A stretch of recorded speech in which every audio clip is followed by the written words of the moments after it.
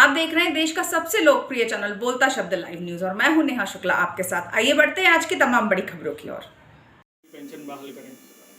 कांग्रेस की मांग उठाने की आवश्यकता क्या है, जिनने खुद ने कुछ कर्मचारियों के लिए नहीं किया। जो इन्होंने कर्मचारियों को जो कहा वो एक भी चीज पूरी नहीं की, उसको सवाल उठाने का ही अधिकार नहीं है। प्रदेश अध्यक्ष ने कहा कि बाप में दम नहीं है तो इसमें उनकी सरकार बंद से रोक लेगा। सर इस चीज से जोड़ के मिर्ची बाबा को मंच से वापस भी लौटा दिया गोविंद सिंह ने, वो मंच पे चढ़ गए। देखो, ये साधु संतों का अपमान करते रहे हैं। कांग्रेस की इस तरह से एक प्रवृत्ति है, देशभक्ति की बात आए, राष्ट्र आराधन की बात आए, हिंदू धर्म की बात आए, साधु संतों की बात आए, तो ये इस तरह का काम करते रहते हैं कि जो मैं भी ठीक नहीं मानता हूँ। जहाँ तक सवाल धमकाने वाले अंदाज का है, किसी के बाप में दम नहीं है। अब वो नौजवान हैं, अच्छा होता कि अपने पिताजी से पूछ लेते कुछ बातें, वो विक्रांत जी, तो स्पष्ट हो जाता।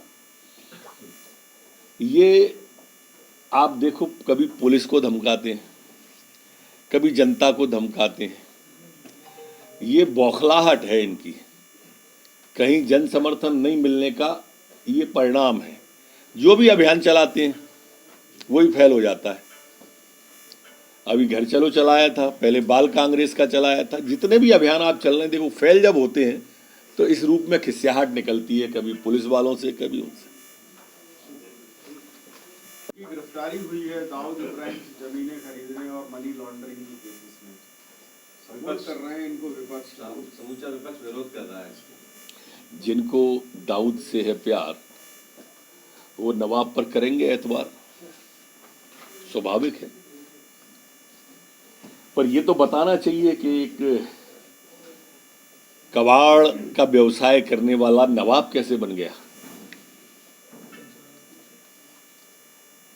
देश की जनता जानना चाहती है।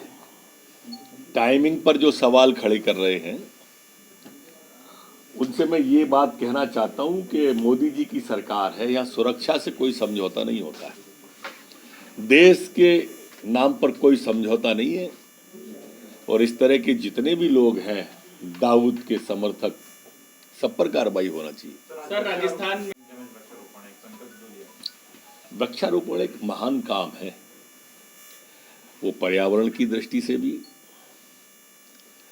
वो हमारे वातावरण की दृष्टि से बहुत महत्वपूर्ण है। और माननीय मुख्यमंत्री जी इस तरह के संकल्प सदैव लेते आए। बेटी बचाओ अभियान प्रारंभ किया हो उनने, वृक्षारोपण का अभियान हो, माँ नर्मदा से संबंधित जुड़े अभियान हो, वो ऐसे कार्यक्रम करते रहते हैं। और लगातार 1 साल तक करते रहना और उसे आगे बढ़ाना, वास्तव में ये अनुकरणीय चीज है। इसका अनुकरण प्रदेश को करना चाहिए।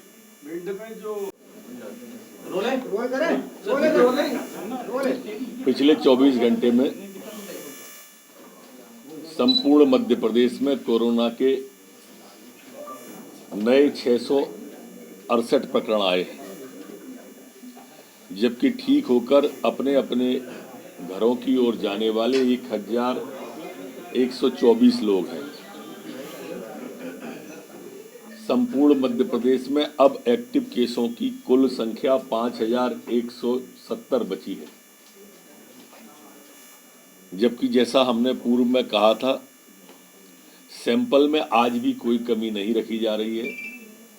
कल भी जो सैंपल लिए गए 24 घंटे में, वो 68,417 सैंपल पूरे मध्य प्रदेश के लिए गए हैं। संक्रमण दर संपूर्ण प्रदेश की घटकर अब 0.98% रह गई है, जबकि रिकवरी की दर संपूर्ण प्रदेश की बढ़कर 97.5 हो गई है। 98 पहुंचने में सिर्फ आधे % की देरी है। कुल पुलिस के संक्रमित जवान अब 53 रह गए हैं।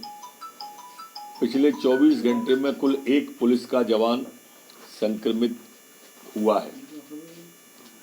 कल जो वैक्सीनेशन संपूर्ण प्रदेश में हुआ वो 1,08,382 24 घंटे में हुआ है और अभी तक कुल वैक्सीनेशन जो हुआ है वो 11,33,88,311 है।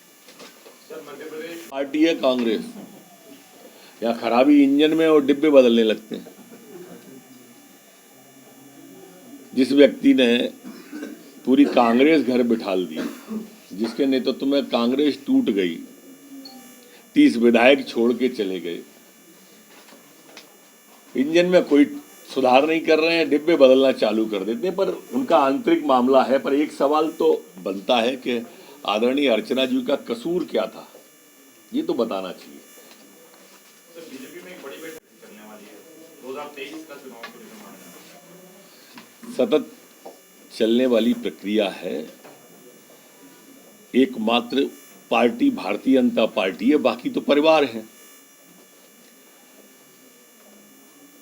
और इसलिए इस पार्टी में लगातार बैठकें होती रहती हैं। आज भी बैठक है शाम के समय और संगठनात्मक बातचीत है। समर्पण नीति को लेकर